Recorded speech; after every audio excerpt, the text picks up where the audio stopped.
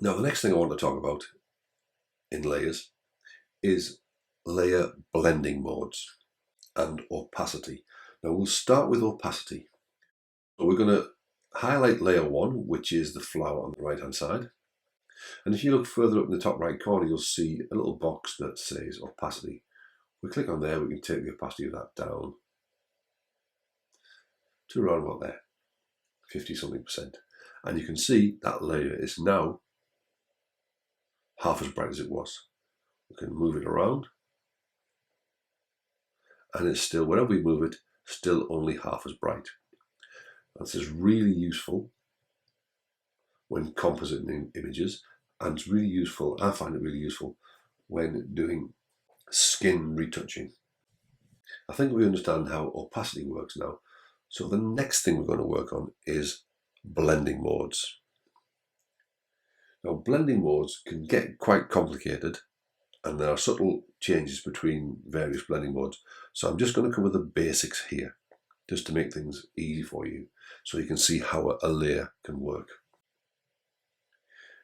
At the top of the layers palette, you'll see this drop-down menu. It always starts on normal, and we're going to drop it down to give us all these various blending modes. We're going to cover just two to start with, the darken and the lighten, because they're easier to understand. So I'm going to make a new layer, go down to the palette here, click on new layer. I'm going to switch to the brush tool, which is B. Let's change the color by clicking on the dropper here, and we'll go to somewhere like that. Let's double check the brush. Brush is fine. And we'll check our opacity. We've got 100% opacity and 100% flow. So let's make this here. Now, as I mentioned before, that's on its own layer, a new layer, so we can move that around where we want. And because it's under the layer of the group layer, it's going underneath these flowers, above the background layer, above layer 1, but underneath layer 2 and 3, which are grouped together in the two flowers group. Let's bring it back over here. So we're going to move down to layer 1, which is this layer here, and we're going to change the blending mode. So the first thing we'll do is go down to darken. Now, you'll also see there are another 4 blending modes under the darken, which are all to do with darkening the image. So what I'm going to do now is I'm going to move the layer 1 above the brush layer. And this allows me to move it around. So let's change this back to darken. It disappears. But as it means that the layer is still there. In fact, what I'm going to do is I'm going to take this layer right to the very top. So we can see there. And essentially what's happening is this. Any pixels in this layer that are darker than the layer below will show up. See on the light of the flower, we can see the center of the flower moving because it's darker than below. If we bring it to the center, we don't see it. We don't see it here because they're not darker than the background. The background's too dark. If we bring it over this one, you can see how the color changes because these pixels on this flower, we'll see, we can get a bit there. The pixels are the same color here, but as the varying color, they are reacting with the lighter blue color to go a darker color. So let's bring that up there. In the darken mode, anything in this layer that is darker than the layer below it will have precedent. It will make that darker. Now if we change it to lighten, and you'll see there's some more lighten modes here. Watch what happens. So we're dragging it over the image again, over this image. and you can see what's happening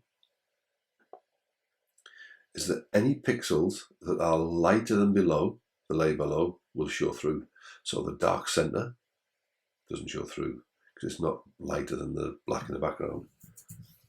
When we move over here, we can see those lighter pixels again there.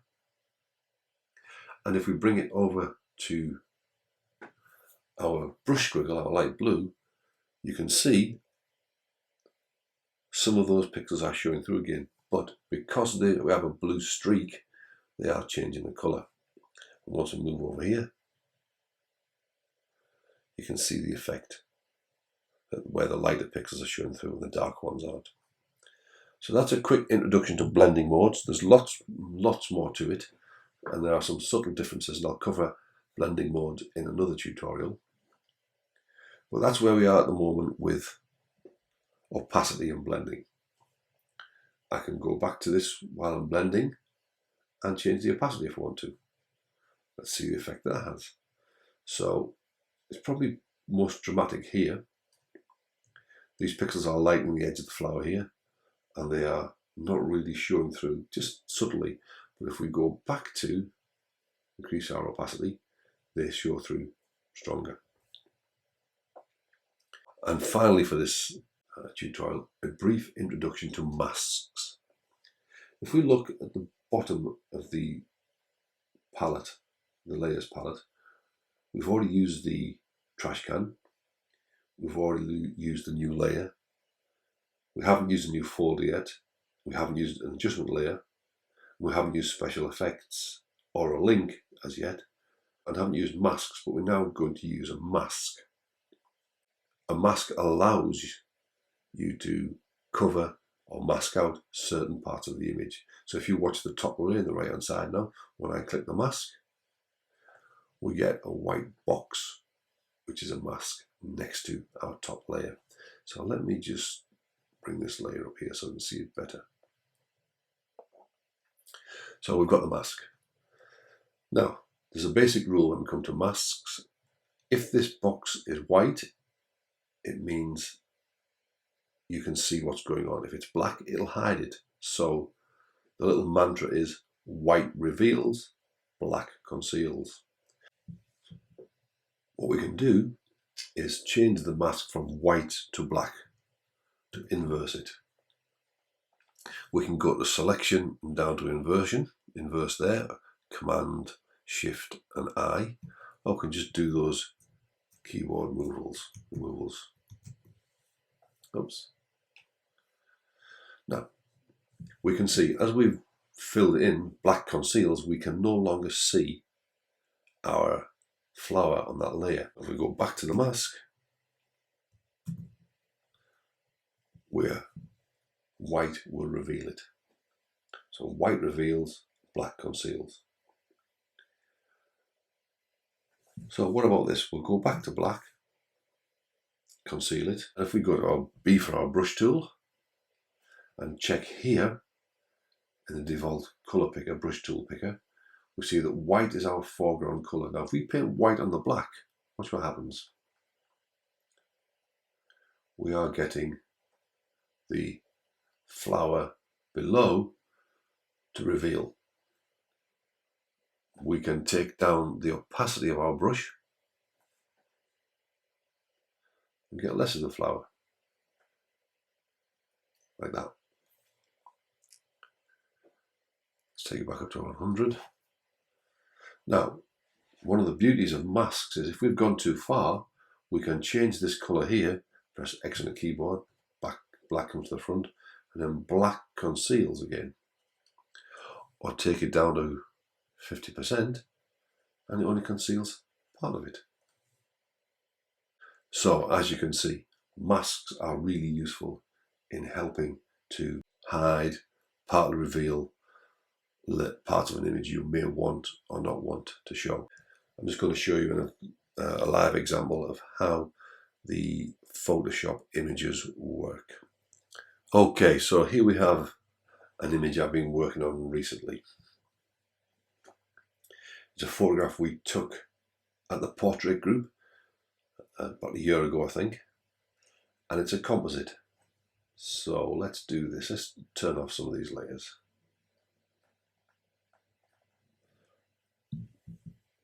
Now, this is our original layer, background layer of photographs of the locker room. You see some small adjustments to each layer. Then we've added our subject to it. Then we'll do some dodging and burning. You can't see it too much on this one, but it's mainly in the background up the top of the, there we go. Add the curves layer, which is an adjustment layer which we'll cover in the next tutorial. I've added another curves layer. There's only affecting certain parts of the image. And you can also see these two grey layers are called dodge and burn layers, and they will be covered in the next tutorial, more advanced tutorial. And dodge and burn layers are one of the very, very best things I've discovered about working with layers. Adjustment layers and dodge and burn layers are fabulous ways of working. So if you watch the image now, particularly around the girl's arms and tummy, you'll see how the dodge and burn layer works. Turned on, turned off. And let's just quickly open this final JPEG. There we are, and this would be the final JPEG where I've flattened all of the layers down to reveal one image. We'll go back to this image. You can see all of these layers here. Now, if we save the file like this, it saves as a Photoshop PSD.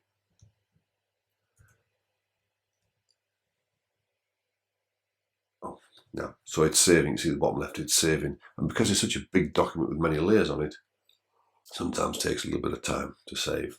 And you can see in the top left, it says PSD here. And if we were to save it now, we'd want to be a Photoshop.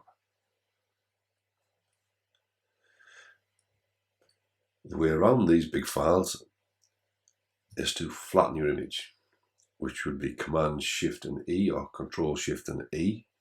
Flattens it to one down, save it as, and then you have the option to change from PSD Photoshop file to a JPEG file. It makes it much smaller. I cancel that because I don't want to do that. I'll undo that, and I'll close the image down, not without saving it. So there we are. That's a brief tutorial, an introduction to layers, and look out for the next one where we'll be covering masks in further detail. We'll be covering adjustment layers, and also we'll be covering dodging and burn layers. Hope you enjoyed that. Look out for more. Thanks very much. This is Nick Gregan saying cheery bye.